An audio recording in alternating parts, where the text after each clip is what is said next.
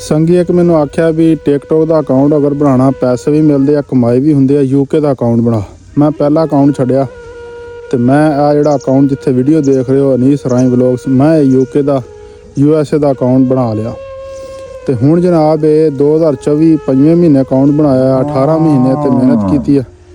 18 महीनों की मेहनत तो बाद हुण जाके कुछ वीडियो वायरल होने लगियां ने। यूके का अकाउंट जिहड़ा भी बंदा बनांदा है, जिहड़ा चला रहा, पता तो व्यूज़ बहुत घट आते हैं बाकी की निस्बत, पाकिस्तानी अकाउंट की निस्बत। तो हुण जनाब जो वायरल होया मेरे 10,000 तो ज़्यादा फॉलोवर हो गए ने कंप्लीट, महीने 1 लाख व्यूज़ भी कंप्लीट हो गया, मेरा चैनल मोनेटाइज हो गया, को 100-400 रुपया जिहड़ा ना वो मेरे अकाउंट बन भी गया। तो राती जनाब मैसेज आ गया टिकटॉक वालियां दा बई तुहाडा अकाउंट जिहड़ा ना वो सस्पेंड कर दी है, तुहाडी मोनेटाइजेशन जिहड़ी है वो ख़त्म कर दी है।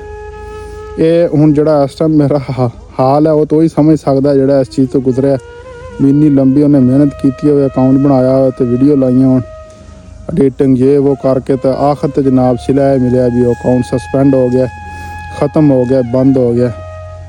तो हुण मशवरा दिओ यही अकाउंट लैके चलना चाहिए, जाओ पाकिस्तानी जिहड़ा अकाउंट है वो बना के चलाना चाहिए। मसला यह भी मेरा अनीस राई व्लॉग्स जिहड़ा अकाउंट है, मेरे सारे अकाउंट इसे नाम दे ने। ਇਹਦਾ ਫਾਇਦਾ ਇਹ ਹੈ ਵੀ ਕਿਸੇ ਨੂੰ ਵੀ ਆਪਣਾ ਦੱਸੋਗੇ ਅਕਾਊਂਟ ਤੋਂ ਕਿਤੇ ਵੀ ਜਾ ਕੇ ਸਰਚ ਕਰ ਸਕਦਾ ਹੈ, YouTube, Facebook, Instagram, TikTok, Snap ਤੇ Thread, Twitter, ਹਰ ਜਗ੍ਹਾ ਤੇ ਮੇਰਾ ਇਹ ਅਕਾਊਂਟ ਹੈ ਅਨੀਸ ਰਾਈ ਵਲੌਗਸ। ਚਲੋ ਬਾਕੀ ਕੰਮ ਤੇ ਸਾਰੇ ਸੋਹਣੇ ਰੱਬ ਦੇ ਨੇ, ਇਹਦੇ ਵਿੱਚ ਹੀ ਕੋਈ ਬਿਹਤਰੀ ਹੋਏਗੀ।